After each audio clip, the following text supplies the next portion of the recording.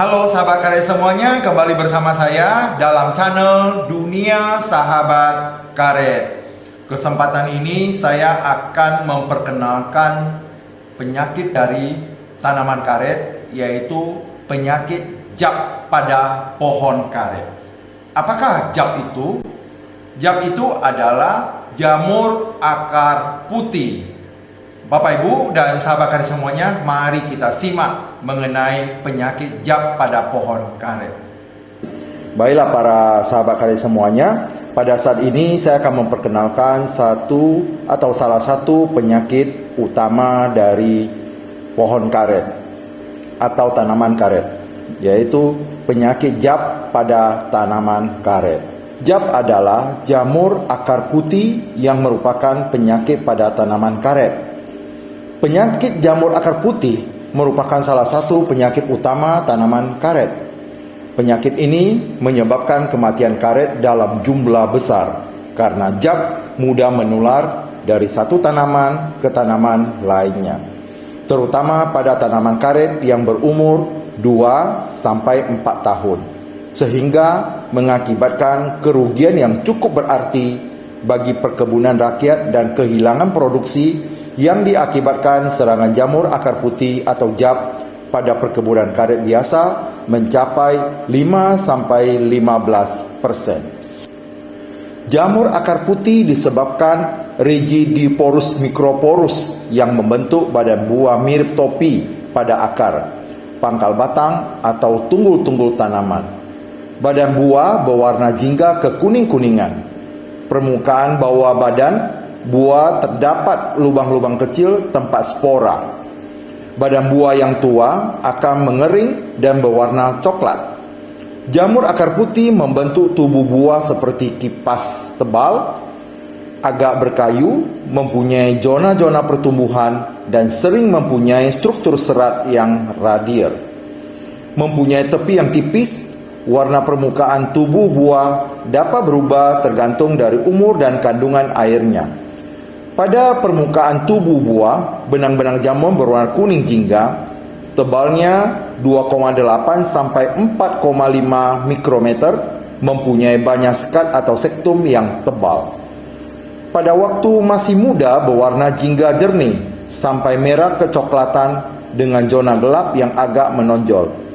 Permukaan bawah berwarna jingga, tepinya berwarna kuning jernih atau putih kekuningan. Jika menjadi tua atau kering, tubuh buah menjadi suram. Permukaan atasnya coklat kekuningan pucat dan permukaan bawahnya coklat kemerahan. Lapisan atas tubuh buah yang berwarna muda terdiri atas benang-benang jamur yang terjalin rapat. Di bawahnya terdapat lapisan pori kemerahan atau kecoklatan dengan garis tengah 45 sampai 80 mikrometer dengan panjang berbeda-beda berkisar 0,7 sampai 1 mikrometer. Rigidiporus microporus yang bersifat parasit fakultatif, artinya dapat hidup sebagai saprofit yang kemudian menjadi parasit. Jamur Rigidiporus microporus tidak dapat bertahan hidup apabila tidak ada sumber makanan. Bila belum ada inang jamur ini bertahan pada sisa-sisa tunggul. Gejala pada karet akibat jab atau jamur akar putih adalah sebagai berikut. Yang pertama adalah tanaman yang terserang jab, daun-daunnya terlihat kusam. Permukaan daun menelungkup, layu dan gugur. Yang kedua, tanaman karet bertajuk tipis. Seringkali terbentuk buah lebih awal pada tanaman muda yang seharusnya belum cukup waktunya berbuah. Yang ketiga, perakaran apabila dibuka, maka pada permukaan akar terdapat semacam benang-benang berwarna putih kekuningan dan pipi menyerupai akar rambut yang menempel kuat dan sulit dilepas.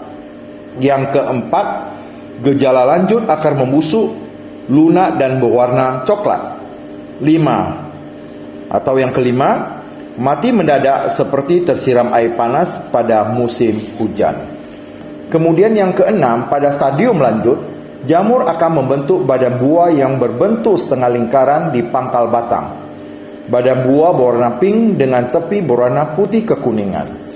Ada dua jenis serangan untuk jamur akar putih. Yang pertama adalah serangan ringan.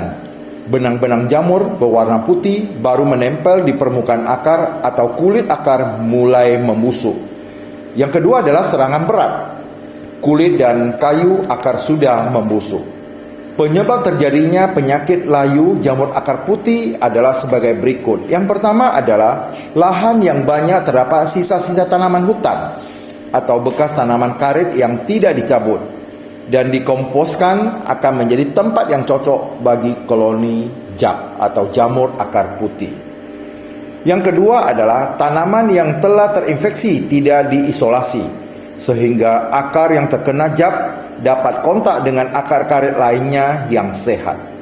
Yang ketiga adalah inokulum jab di sekitar perkebunan terbawa air hujan, alat pertanian, sepatu atau hewan yang dapat menularkan ke tanaman karet lain.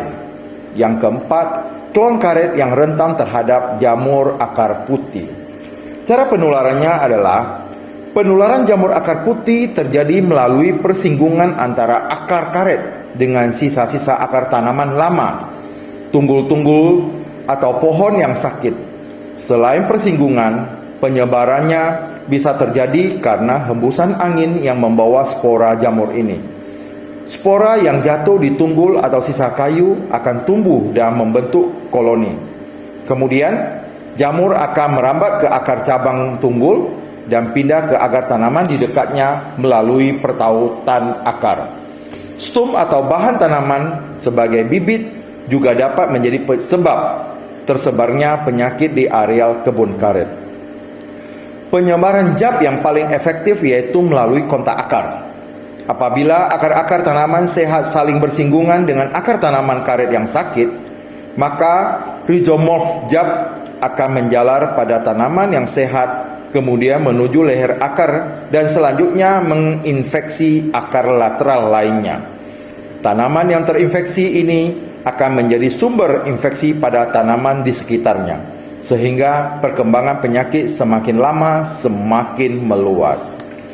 Adapun pengendalian penyakit layu jab atau jamur akar putih adalah pengendalian penyakit jab saat ini dititik beratkan pada pengendalian hama terpadu atau disebut dengan PHT.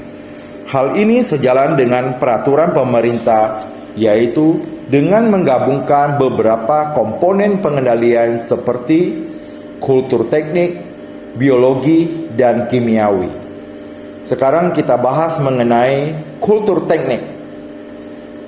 Pengendalian secara kultur teknik dapat dilakukan melalui beberapa cara, yaitu pengolahan lahan, seleksi bibit, pemeliharaan tanaman, dan penanaman kacangan penutup tanah. A. Pengolahan lahan. Pengolahan lahan secara mekanik bertujuan untuk menghilangkan sumber infeksi, menyingkirkan tunggul dan sisa-sisa akar tanaman sebelumnya yang dapat menjadi sumber infeksi. Hasil penelitian menunjukkan bahwa akar karet berdiameter 1 cm dengan panjang 4 cm dapat menjadi cadangan makanan Rigidiporus microporus hingga kurang lebih 4 bulan di tanah. Lubang penanaman diberi belerang 100-200 gram per lubang. Kemudian yang B adalah seleksi bibit. Seleksi bibit sebagai bahan tanam merupakan pekerjaan penting yang harus dilakukan. Hal ini dikombinasikan dengan pemilihan klon karet unggul dan tahan terhadap penyakit. Selanjutnya yang C, pemeliharaan tanaman. Jarak tanam diatur tidak terlalu rapat untuk meningkatkan intensitas penyinaran matahari yang dapat mengurangi populasi inokulum JAP atau JAP. Cabang atau ranting yang telah mati dipotong dan dimusnahkan. Pemupukan berimbang meningkatkan kesehatan tanaman. Pembuatan saluran drainase yang menghilangkan genangan di pangkal batang tanaman karet dapat mengurangi risiko serangan JAP.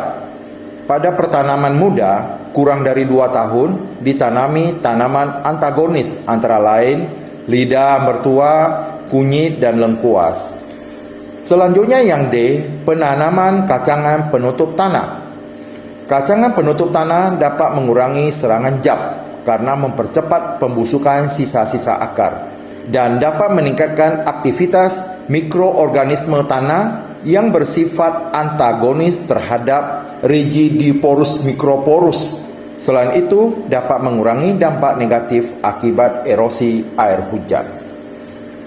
Selanjutnya, secara biologi atau proses secara biologi, sebelum penanaman, lubang tanam ditaburi campuran biakan jamur Trichoderma sp dengan kompos sebanyak 200 gram per lubang tanam atau 1 kg Trichoderma sp dicampur dengan 50 kg kompos. Jika terdapat tanaman sakit, maka tanaman tersebut dan 4 tanaman di sekitarnya ditaburi 200 gram dengan Trichoderma sp plus kompos. Demikian pula, jika terdapat tanaman sakit yang harus dibongkar, maka bekas lubang dan 4 tanaman sekitarnya diperlakukan sama. Seterusnya, secara kimiawi, pada tanaman yang bergejala ringan masih dapat diselamatkan dengan cara membuka perakaran. Permukaan akar yang ditumbuhi jamur dikerok dengan alat yang tidak melukai akar. Bagian yang busuk dipotong dan dibakar. Bekas kerokan dan potongan diberi ter. Kemudian seluruh permukaan akar dioles dengan fungisida yang direkomendasikan. Misal bubur Bordeaux, Kalisin 750 EC, Antico F96, Delsen Beleton 250 EC. Setelah mengering, ditutup kembali dengan tanah. Periksa kembali 6 bulan kemudian. Jika masih terdapat jamur, maka dikerok dan dioles dengan fungisida. Tanaman yang terserang berat atau telah mati atau tumbang harus dibongkar. Bagian pangkal batang dan akarnya dikubur di luar area penanaman menggunakan wadah agar tanah tidak tercecer di dalam kebun. Demikian sahabat karya semuanya, semoga penjelasan ini dapat bermanfaat buat sahabat karya semuanya. Salam sehat, salam sukses, dan salam bahagia luar biasa.